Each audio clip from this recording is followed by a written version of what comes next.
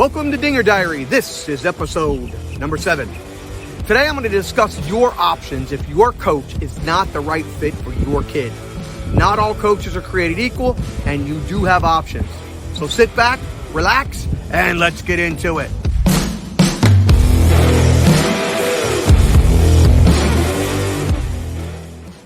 If your kid plays baseball long enough, you're going to probably run into a coach that either you, your kid, or both of you are not going to like. Luckily, most coaches are really good people with big hearts who strive to do the right thing. These are not the coaches I am talking about today. Today I'm talking about the aggressive, demeaning coaches who maybe for the first time in their lives are granted a position of authority, and they let that authority get to their heads, and they make players' lives miserable for no apparent reason. I once heard a parent call this type of coach Caesar, a reference to the Roman dictator Julius Cesar.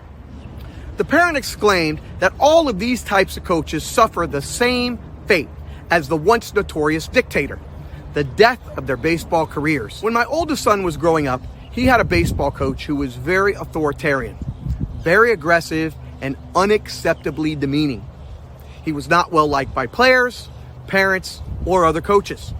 However, he was very knowledgeable about the game of baseball, and he was very successful when it came to wins and losses. But many of his best players throughout all of the years left his program, and I really didn't understand why in the beginning. This authoritarian dictatorial personality was not something that my son and many other players were willing to accept. Now, my son was no saint, but he enjoyed the game of baseball. But at some point, this one coach caused him to change his mind about the entire game. It took one man to take all the enjoyment away. In the beginning, I didn't realize how negatively this coach was affecting my son. I didn't know that my son was losing sleep over it, or that even his grades were being affected due to the stress. My son never expressed to me the anxiety that he was feeling. And even if he did come to me back then, I probably wouldn't have listened anyway. I would have told him to suck it up, Buttercup, and get on the field and play. I'm old school, and I come from the days of coaches berating you, and that seemed completely acceptable in my day. No parent ever questioned a coach about the way he ran his team or the way he talked to his players. It was a different time back then when I was growing up, so I don't think I even knew any better.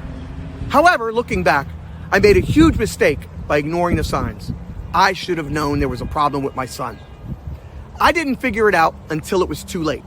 So my talented son decided to walk away from his future in the game of baseball because of one bad coach. This experience taught me a great lesson that allowed me to never make the same mistake again. So years later, my youngest son, who's more passionate about baseball and has a love for the game like almost no one I've ever met, came to me after multiple unfortunate events with his coach and told me if he had to play one more game for this coach, he was quitting baseball.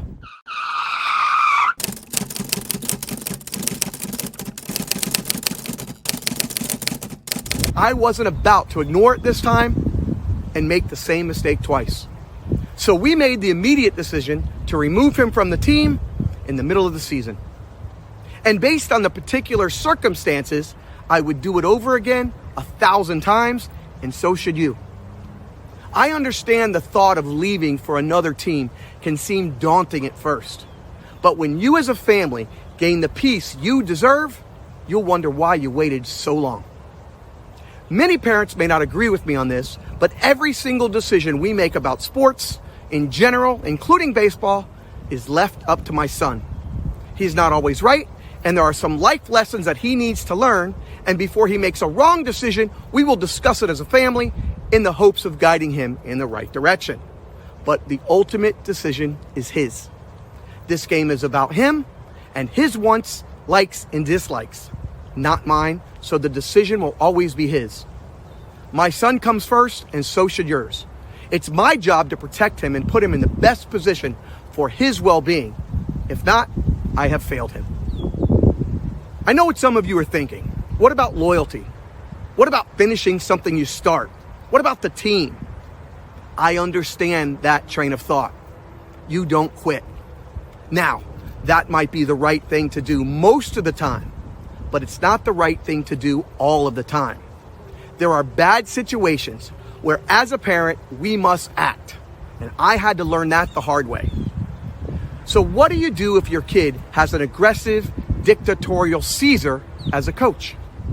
Well, you could have a conversation with the coach, and I recommend giving that a try.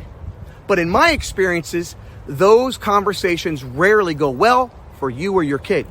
Cesar truly believes he knows it all, and he is never wrong, and there is nothing you could possibly teach him. So nothing you're going to say is going to help him see the light, and anything you say is going to be held against you, and unfortunately your kid. Cesar usually needs to learn the hard way by losing a team or a job, and even that doesn't usually change him. I do not believe you can ever allow one coach to negatively dictate the outcome of your child's baseball journey, because that outcome might be hating something you all love. There's no loyalty in the world worth that in my mind, especially for a young player. As an adult, you have quit your job because you couldn't stand your boss or you couldn't stand the work.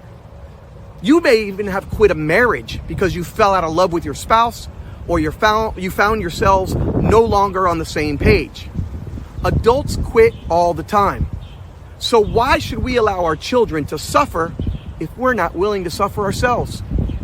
And we'll all agree youth baseball isn't nearly as serious or as important as a marriage or a career. Is it? There are legitimate reasons to quit a coach. Do not put all of your baseballs in one coaching basket. As an adult, you know pretty quickly if your kid has a good coach or one that is not so good. Make sure to do a baseball checkup with your kid every now and then. Don't assume everything is always okay. Never allow another adult to dictate your kid's love for this game. In your entire life, if a kid is extremely lucky, he or she might play baseball for only 10 years. Your baseball life is too short to have Cesar ruin it for you. Thank goodness Cesars are few and far between. Almost every coach I've ever met has good intentions and did it the right way to the best of their ability. However, if you do run into Cesar, be sure you have an exit strategy and get your kid the hell out of there. Be sure to hit the follow button on Instagram and the subscribe button on YouTube. That's all for now. I'll see you next time on Digger Diary.